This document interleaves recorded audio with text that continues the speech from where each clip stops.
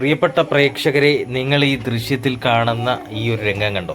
ഇത് കൊല്ലം ജില്ലയിൽ കൊല്ലം ടൗണിൽ കോട്ടമിൽ സ്കൂളിന് ഫ്രണ്ടിൽ ആ ബസ് സ്റ്റോപ്പിൽ കിടന്നുറങ്ങുന്ന ഒരു വയോധികനാകട്ടോ.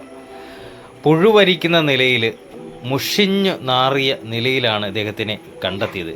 അപ്പോൾ കൂടുതൽ ചോദിച്ചപ്പോൾ കൊല്ലം ജില്ലയിലെ ഇരവിപുരം തിരുമുക്ക് ഭാഗത്താണ് വീടെന്നും തനിക്ക് ഒരു മകളെ ഉള്ളൂ എന്നുമൊക്കെയാണ് അദ്ദേഹം പറയുന്നത് കേട്ടോ. അദ്ദേഹത്തിന് മറ്റു മാനസിക പ്രശ്നങ്ങളൊന്നുമില്ല. ഈ കാലിൽ ഏതോ ഒരു മുറിവോ എന്തോ പറ്റി ഇങ്ങനെ പ്ലാസ്റ്റർ ഇട്ട് അത് പുഴുവരിച്ച നിലയിലായിരുന്നു. ഏതായാലും ജീവകാരുണ്യ പ്രവർത്തകനായ ശക്തികുളങ്ങര ഗണേശേട്ടനെ വിളിച്ചു. ഗണേശേട്ടൻ അപ്പോൾ തന്നെ എത്തി ഇദ്ദേഹത്തെ ആംബുലൻസിൽ കൊല്ലം ജില്ലാ ആശുപത്രിയിൽ എത്തിച്ചിട്ടുണ്ട്. അപ്പോൾ എത്രയും പെട്ടെന്ന് ഈ വീഡിയോ കാണുന്നവർ പരമാവധി ഷെയർ ചെയ്ത് അദ്ദേഹത്തിൻ്റെ ആ മകൾ കാണുന്ന നിലയിലേക്ക് ഷെയർ ചെയ്യണം. ഷെയർ ചെയ്തിട്ട് എത്രയും പെട്ടെന്ന് ഈ മകൾ ഉണ്ട് എങ്കിൽ എത്രയും പെട്ടെന്ന് കൊല്ലം ജില്ലാ ആശുപത്രിയിലെത്തി ഈ അച്ഛനെ കാണണമെന്നാണ് പറയാനുള്ളത്.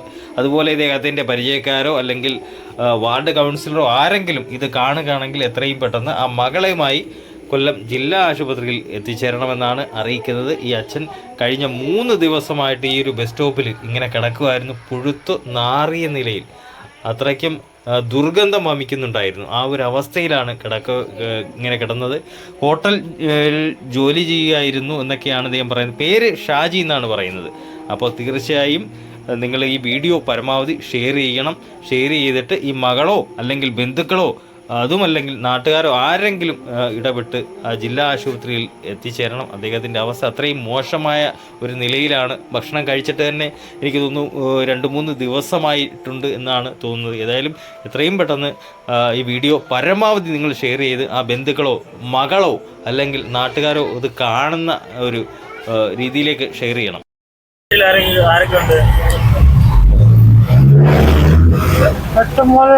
ഒരു മോളെ ഉള്ളായിരുന്നു.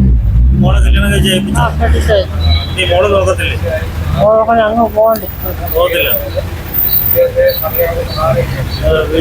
ആ വീട്ടില് ഭാര്യയൊന്നുമില്ലേ? മരിച്ചോ? മോള് മാത്രമേ ഉള്ളായിരുന്നു. ഇവിടെയാണോ ഇപ്പൊ കിടക്കുന്നത്? 1 മാസമായിട്ട്.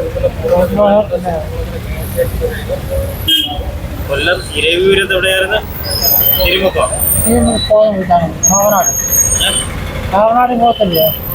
മയ്യനാട് പോകുന്ന ഭാഗത്തായിരുന്നു അല്ലേ?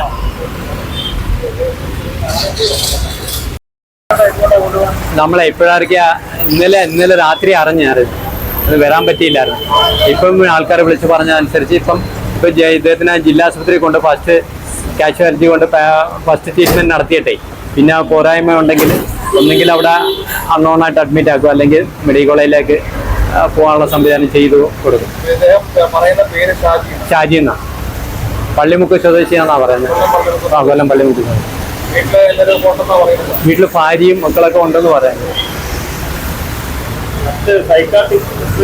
ഇല്ല, അദ്ദേഹത്തിന് സൈക്കാട്രിക് പ്രശ്നമൊന്നുമില്ല.